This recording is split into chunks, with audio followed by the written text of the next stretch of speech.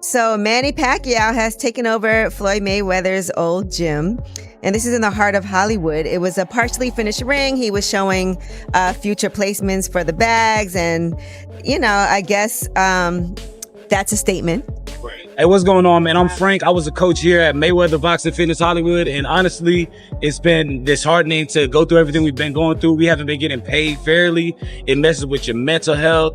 We had to rely on a member that worked at Chick-fil-A that granted us some free Chick-fil-A cards. So we're all eating unhealthy meals to the point where we can't even go home and get some fresh fruit.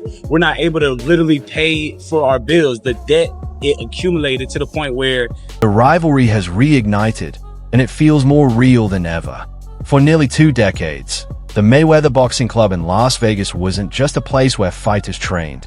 It stood as a symbol of dominance, discipline, and an era defined by Floyd Mayweather Jr.'s legacy.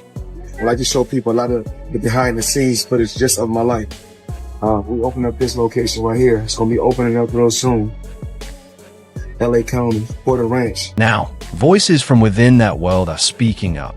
Trainer Colin Zeke explained that everyday fitness enthusiasts can now push themselves like champions, stepping into the same mindset that defined Floyd Mayweather Jr. at his peak, especially at the Mayweather Boxing Fitness Gym on Wilshire Boulevard. That gym stands as physical proof of Mayweather's legacy. It wasn't just a workout space, it was a destination. Champions sharpened their skills there. Celebrities showed up to be part of the atmosphere, and Floyd's name towered above the entrance for everyone to see inside those walls. It felt less like a gym and more like a throne room, where greatness wasn't just built, it was expected. This is major news. Manny Pacquiao now has a home gym in LA. Pacquiao Prime. And now, in a twist no one saw coming, that very same gym, still carrying his name on the front, has changed hands. The new owner? None other than Manny Pacquiao. The irony is impossible to ignore. This is the man Floyd Mayweather Jr. spent years competing against, building one of boxing's most intense rivalries. His greatest opponent, his fiercest challenger, and now, has taken control of a place that once symbolized Mayweather's dominance, turning a former throne room into a powerful reminder that in boxing, legacies don't just clash in the ring. They echo long after the final bell. I look up and I see the sign. And I caught up with one of the residents, a lady that lives nearby, and she told me this used to be Mayweather Fitness. Check it out. Manny Pacquiao wins the first round heading in to the rematch. The same man he defeated in the biggest fight boxing has ever seen, the same rival he spent years downplaying and refusing to fully acknowledge, has now flipped the script completely. Manny Pacquiao didn't just revisit old history, he rewrote it.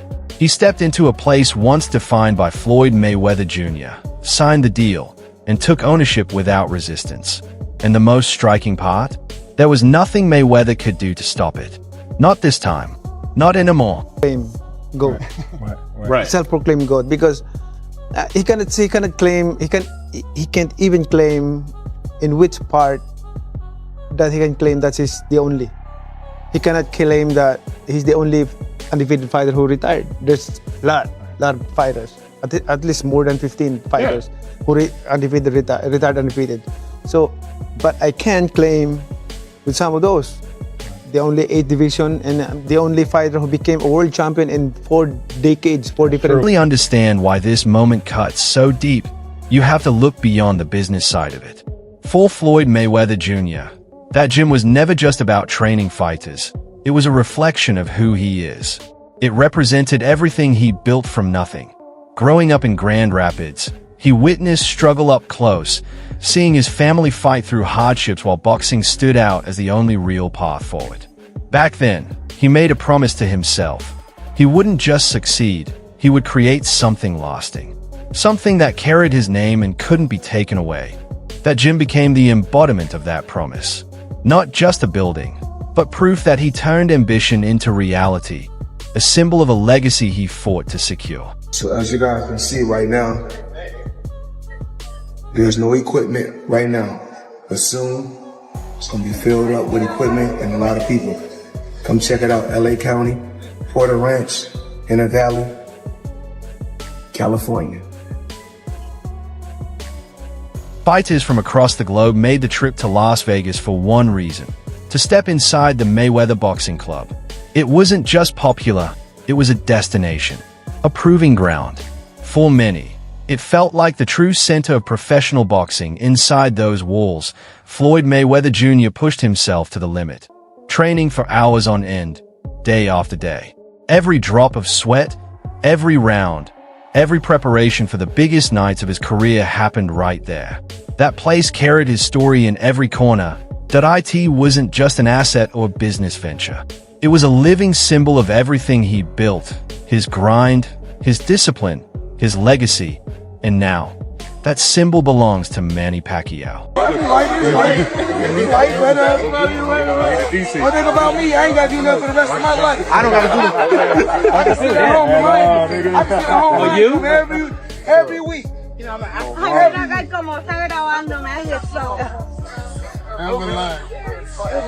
Usually got more than you. Call that shit safe.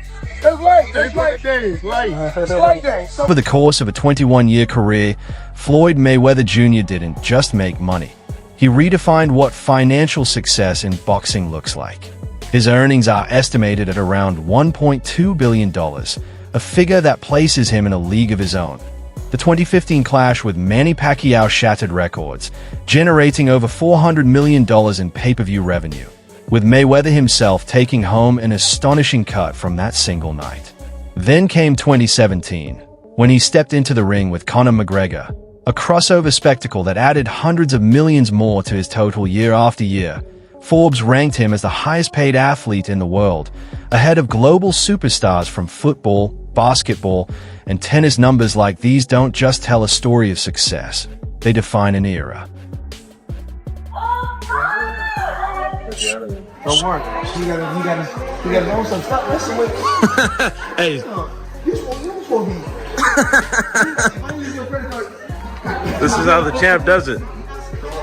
Yo, straight off the press conference where we're here at Neiman Marcus, this is how you do it, huh? Always. Well, right now I'm here because I gotta give my grandson something, you know. I have to spend a little bit. You've been doing it like this ever since I've known you. And you know it. It don't stop. Look at that. Something. What I mean, grandson's super blessed. What are you getting him? Little piece or Whatever he wants. whatever he wants. Look at that. This is. I'm looking at $1 million right here. It ain't no million. It's probably like a half. Half. Yeah. Half. It's definitely up there. 520. It's definitely up there. You got your protection I'm gonna give it right to you here. in a little while. That's what's up. All right. Cool. Floyd Mayweather Jr. wasn't just wealthy. He operated on a level few athletes in history have ever reached. The kind of fortune that feels almost unreal. The type that should outlast generations. And yet, here we are. Years later, one of his most personal symbols, the gym that carried his name and his story, has slipped away, landing in the hands of Manny Pacquiao, the very rival he never embraced. This wasn't the result of a collapsing sport or a sudden downfall. It came down to choices, to the reality that even massive fortunes can fade over time. And that's what makes it hit harder than anything else. The idea that something so meaningful wasn't lost in the ring, but outside of it. Options. I got about 100 cars. But right here, we like to call this the Sweet 16. Lambo, Ferrari,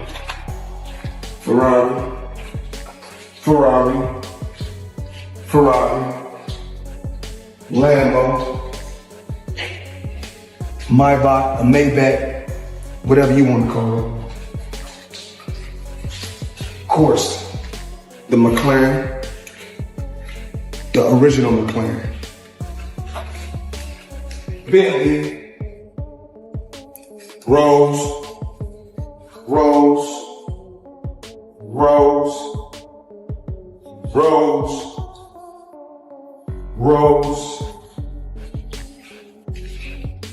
the Maybach truck. So what actually happened to all that money? Because fortunes of that size don't just disappear without a story behind them. And in the case of Floyd Mayweather Jr., that story is as dramatic as anything that ever happened inside the ring. At one point, reports suggested he was spending tens of millions every year just to sustain his lifestyle. Not investments, just expenses. A constant flow going out. He surrounded himself with a massive inner circle, security, assistants, trainers, and loyal followers, all on payroll. Dozens of people, all benefiting from the empire, but very few willing to challenge it. Because when you're operating at that level, the real danger isn't losing a fight, it's never hearing the word no. Based on his spending.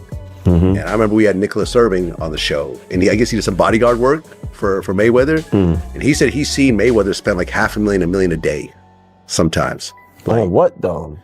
Flying private everywhere, going on massive shopping sprees, having girls all over the place that he's supporting, like having multiple mansions. God damn. Yo, man. Mayweather, have you ever seen Mayweather fly a commercial ever in life? Have you ever seen Mayweather at an airport? I have not.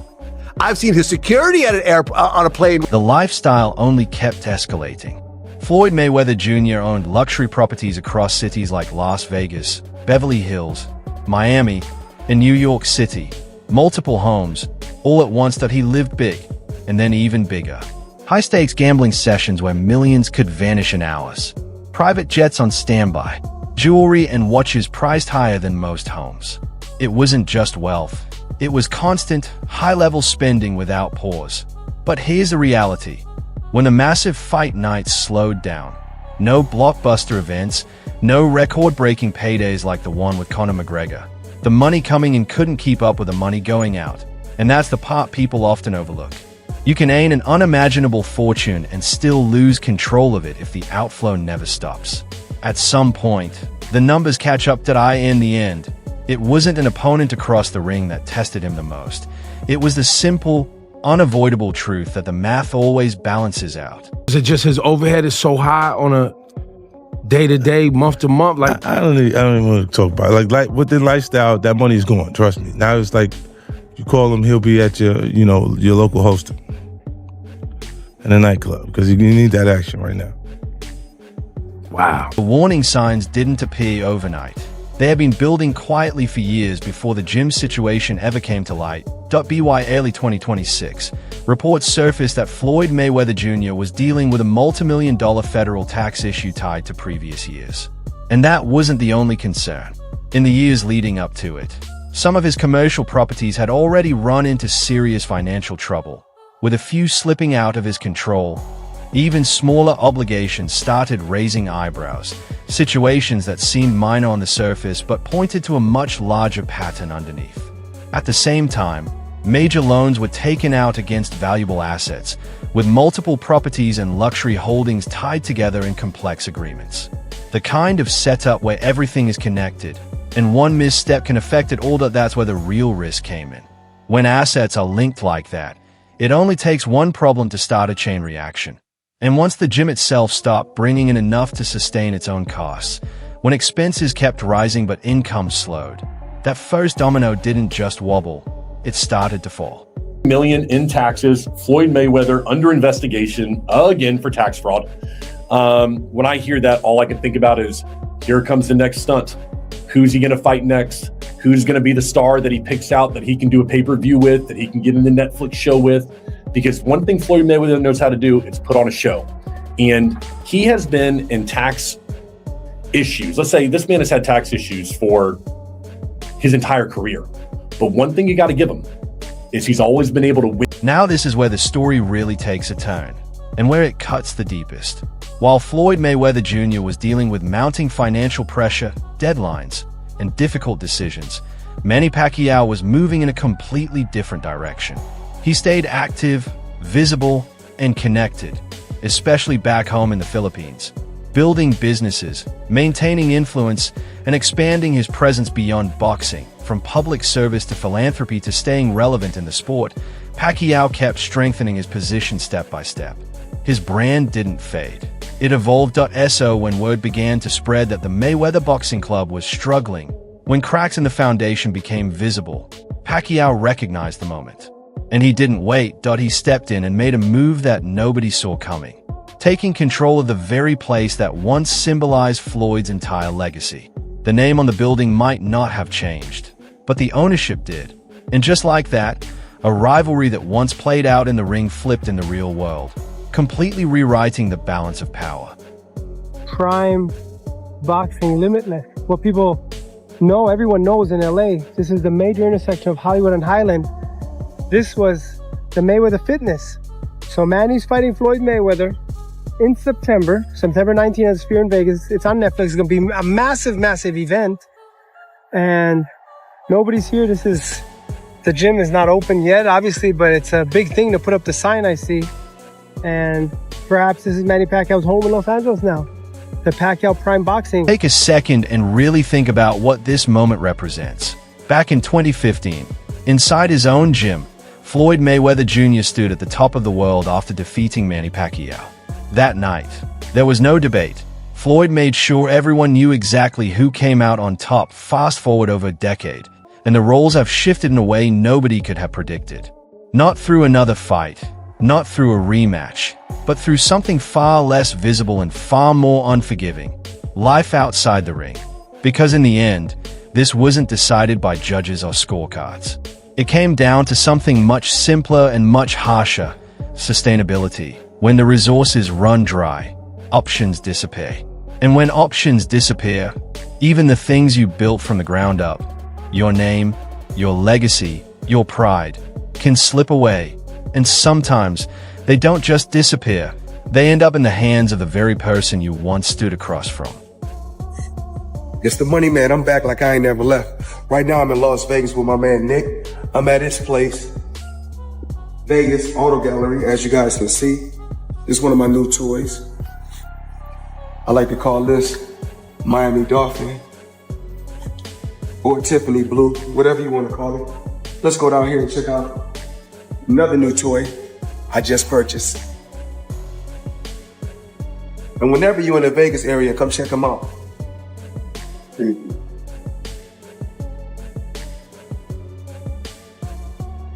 So this toy right here, Toys R Us. I like to call this the Italian Stallion. Kind of remind me of Rocky Balboa. One more toy. Porsche. We like to call this one right here, White. And Floyd did not. No one really expected a quiet response. This is Floyd Mayweather Jr., a man who's built a career not just on winning fights, but on controlling the narrative around him. So when news started circulating and the internet lit up, he didn't stay silent. He went straight online and responded the only way he knows how. Confident, unapologetic, and loud. There was pushback, there was pride, and there was a clear attempt to shift the focus. He pointed to his continued wealth, his assets, and his legacy, making it clear that, in his eyes, nothing had really changed. And when it came to Manny Pacquiao, he dismissed the situation as irrelevant to the bigger picture of greatness. But here's the thing. Perception only goes so far when facts are out in the open. Records exist. Transactions leave trails. And once something becomes public, it's no longer just a story. It's something people can verify. That's where the shift happens. Because while confidence can shape a narrative, it can't rewrite reality. And this time, the audience isn't reacting the way they used to. Videos. I did a video saying the fight is happening, and Floyd said a message that's not true. There's still a lot of work to be done. He had no way to get out of that. So he asked to fight. Yes, Is it going to be an exhibition or is it going to be a sanctioned match? No, sanctioned match. Awesome. What really makes this story hit isn't just what happened. It's how completely everything flipped. Back in 2015, Floyd Mayweather Jr. stood untouchable, undefeated, on top of the sport, and walking away from the biggest payday boxing had ever seen after defeating Manny Pacquiao. That night settled the hierarchy. Floyd had the record, the money, and the final word. But what followed over the next decade tells a very different story. Not about punches or titles, but about what happens outside the spotlight. Step by step, things began to shift. Financial pressure, assets tied up, obligations stacking, decisions compounding, and eventually, it led to the one thing that felt untouchable: the gym. The symbol of everything he built. The last piece you'd ever expect to change hands. Yet it did. And that's what makes the moment so powerful. Because in the end, the person now holding that piece of Floyd's legacy is the same man he once stood across from. The same rival he spent years proving himself against, not through a rematch, not through a scorecard, but through time, circumstance, and a complete reversal of fortune. Oh no, but I mean, I'm glad that I'm able to just still be able to entertain for the people, and they still get a chance to see just a glimpse of me. Yeah, is it exciting to be like, you know, this is your life for so long with Floyd fighting this guy, fighting Manny, fighting Conor, and all those, you were just at the center of all these talks for so many years. Is it exciting to be back there again and everyone talking about you and Mike and all of that stuff? This title, legend versus legend. So, I mean, that speaks for itself. Any chance that you would take a professional bout in the future after Mike, or is that off the table? It's on it. It's on it. It's been talks. It's possible. Okay, so not totally against that possibility. No, not at all. But we just don't know. But as of right now, everything is going great. I feel good. And that's why this story goes far beyond headlines or rivalry drama. This isn't just about boxing. It's about identity. About what happens when everything a person builds is tied to one idea, one image, one version of success. For years, Floyd Mayweather Jr. wasn't just winning fights. He was selling invincibility. The perfect record. The endless money. The untouchable lifestyle. It wasn't just branding. It became who he was. But reality doesn't follow narratives. When financial pressure builds, when obligations stack, when the income slows and the expenses don't, everything starts to shift. The empire doesn't collapse all at once. It happens piece by piece. And now, the contrast couldn't be sharper. The gym that once symbolized his entire journey is no longer his. It belongs to Manny Pacquiao, the same rival from his defining moment. Meanwhile, Floyd is still trying to stay active, still trying to generate momentum. Because the one thing the world will always pay to see him do is fight. That's the irony of it all, that he built a legacy proving he was untouchable. But in the end, it wasn't an opponent who challenged that idea. It was everything outside the ring.